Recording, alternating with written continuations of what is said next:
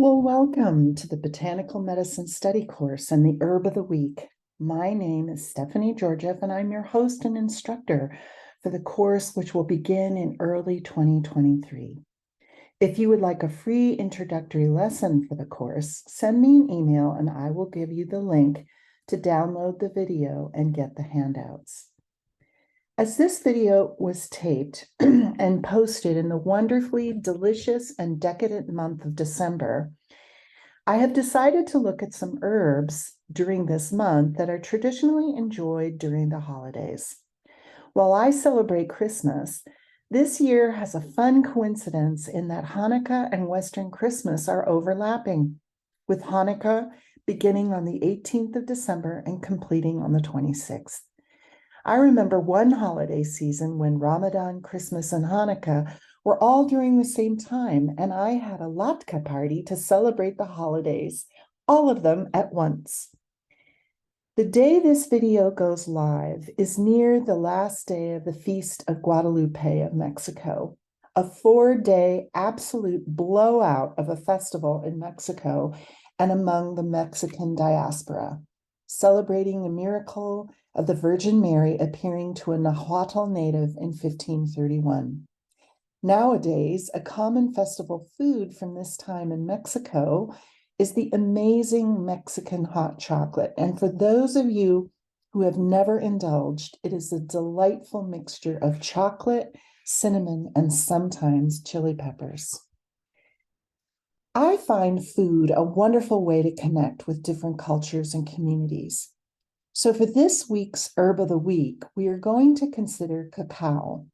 We often do not think of cacao as a medicinal plant because of its contributions to cocoa and chocolates. But let's be real, folks. Pleasure is healthy, is it not? And some of our recent discoveries about cacao and chocolate are really worth looking at in terms of well-being. Cacao comes from the cacao tree, which is native to Mexico and South America. And the Latin name is something I absolutely love. It's called Theobroma cacao, and the literal translation is food of the gods. The name Theobroma cacao was first given to the cocoa tree by Carolus Linnaeus, the father of modern-day taxonomic plant classification. He was Swedish from the 17th century, so who knows what his personal experience was with chocolate, but wow, what a name. The Aztecs call this beloved bean from the tree Xocatl, which you can see where chocolate came from, can't you? The cacao tree is native to the Amazon rainforest. The Aztec people were not the first to discover and cultivate this magical fruit. The credit of this cultivation belongs to earlier Meso-American civilizations, but the Aztec Empire became dominant in the 1300s, and they were very famous for both their gardening, their farming, and their passion for the cacao bean. It was unprecedented. Cacao was first domesticated 5,300 years ago in equatorial South America, before being introduced to Central America by the Olmecs, who formed Mexico. More than 4,000 years ago, it was consumed by pre-Hispanic cultures along the Yucatan, including the Maya, and as far back as the Olmeca civilization in spiritual ceremonies. Aztecs adopted the idea that it was a God-given fruit and used cacao beans as a commodity. Now, keep in mind, folks, the Aztecs were dripping in gold. Their streets were paved in gold, but they only valued gold as an ornamental substance because they reasoned rightly that you couldn't eat it. But they based their commerce on cacao beans.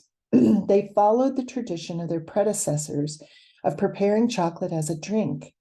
It was more of a savory and bitter beverage to the Aztecs, and much more bitter and savory than the conquistadors, would later morph this beverage into what we now know as chocolate and drinking chocolate. When Cortez returned to Spain with many riches extracted from the Aztecs, perhaps the most enduring of all was the tradition of chocolate. He passed along the details of how to prepare the beans and to make the drink. He also went on to build cacao plantations in the new colonies, which produced beans for trade and brought a lot of prosperity, not only to himself, but to Spain. Think of it. In addition to the Spanish having access to silver and gold mines in the Americas, of manipulating currency in Asia and Europe because they could flood the markets with base metals whenever they felt like it. But one of the greatest riches they extracted from the Americas after the conquest was cacao.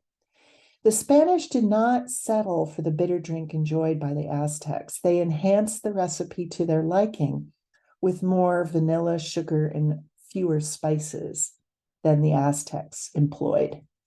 Chocolate remained an exclusive treat, however. The Spanish aristocracy enjoyed it in secret for decades before sharing it with the rest of Europe. When chocolate finally did spread to Italy and France, the recipe changed yet again. Cacao beans are in the top 10 globally traded commodities, landing in at number 9 behind sugar and coffee.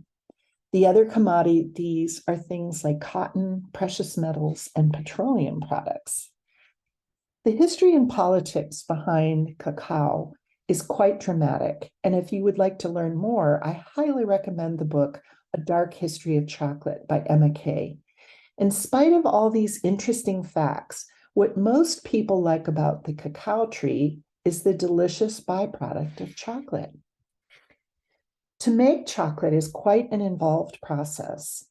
To go from the cacao pods to the beans, which give us chocolate. The first step is to harvest the pods. Cacao beans grow in pods that sprout off of the trunk of the tree and branches. The pods are about the size of a football, and the harvesters travel through the cacao orchards with machetes and hack the pods gently off the trees. This has to be done by human hands, as the machines could damage the trees and curtail future harvests. And as we know, this is number 9 in world commodities, so cacao tree is quite valuable. After the cacao pods are collected into baskets, the pods are taken to a processing house. Here they are split open again by hand, and the cocoa beans are removed. The pods can contain up to 50 cacao beans each. Fresh cacao beans are not brown at all, and they do not taste at all like the sweet chocolate they will eventually produce. In fact, they're quite bitter. Next, the beans are fermented either in special vats or by laying them flat on mats or trays and covering them with banana leaves. After the fermentation process, the beans are then dried. These dried cocoa beans, as they're now called, then enter into an industrial process where the beans are dried into nibs, which you can purchase in many health food stores. Hint, they are available at health food stores because they're so healthy. The nibs are then turned into powder, and then all of the sugar and cream and whatnot is added to make the chocolate and the cocoa we so enjoy. Cacao beans are interesting in terms of medicinal value, but the main use of the plant for medicine comes from the fatty substance in the pods that gets separated from the beans. Cocoa butter is a type of fat that comes from cocoa beans. This is the process and mainly warmed up and shaped as cocoa butter. Cocoa butter is also rich in natural plant compounds called phytochemicals. These substances may improve blood flow to the skin and slow aging process by protecting against damage from the sun's harmful UV rays.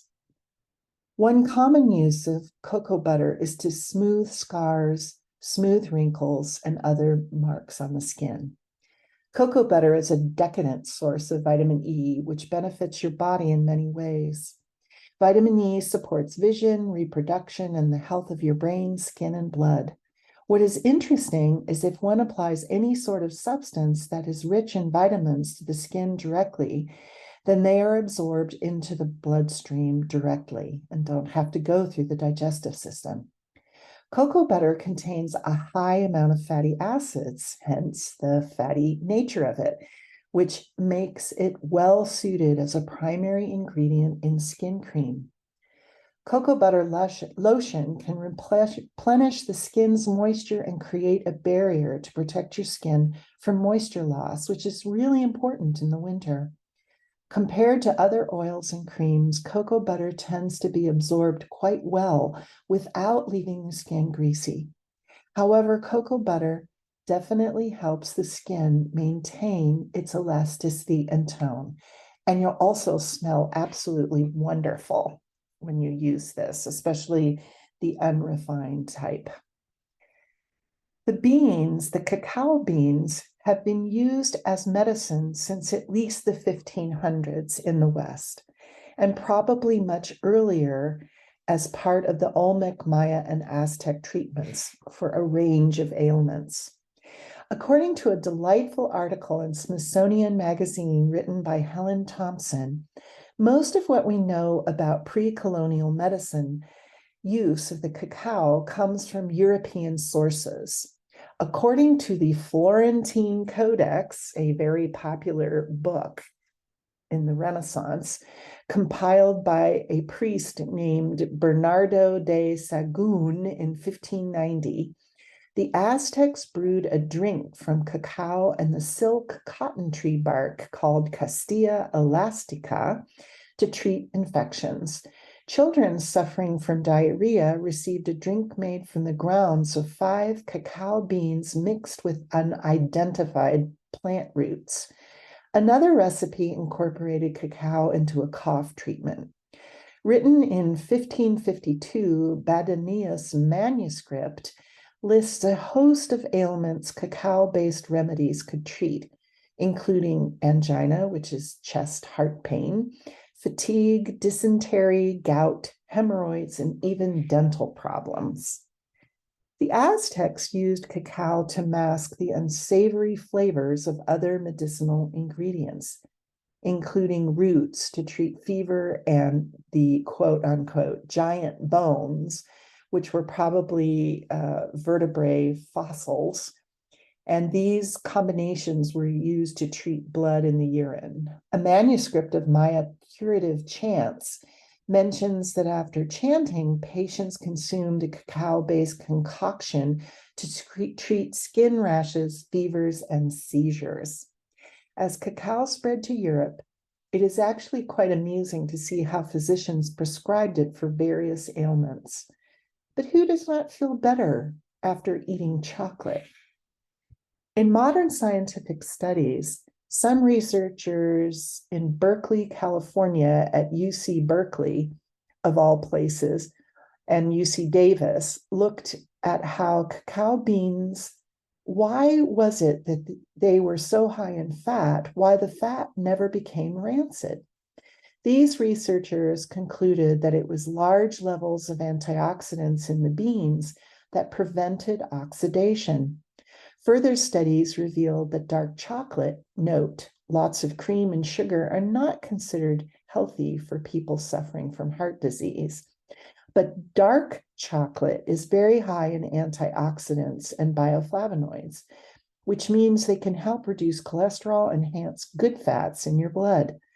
Those HDLs your doctor is always harping about in your blood test results, chocolate helps elevate them.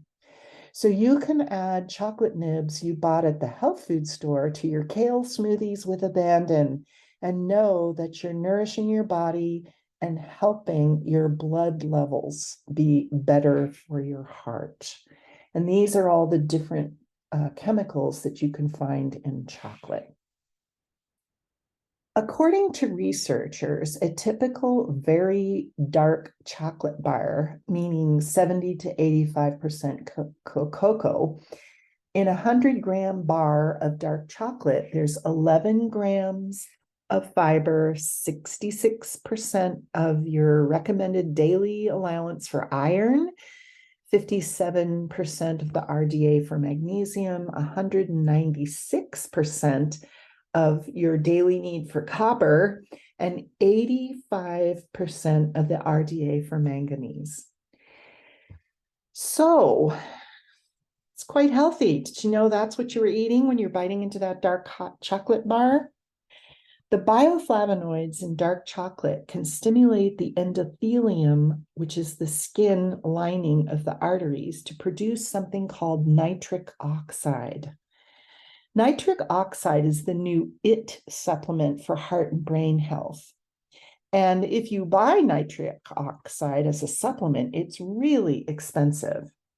One of the functions of nitric oxide is to send signals to the arteries to relax, which lowers the resistance to blood flow and therefore reduces blood pressure. So this may be one of the reasons one feels a sense of calm when eating or drinking chocolate. Dark chocolate may also improve the function of your brain. Studies show that eating high flavanol cocoa can improve the blood flow to the brain in young adults. This may explain why eating cocoa daily appears to improve attention, verbal learning, and memory.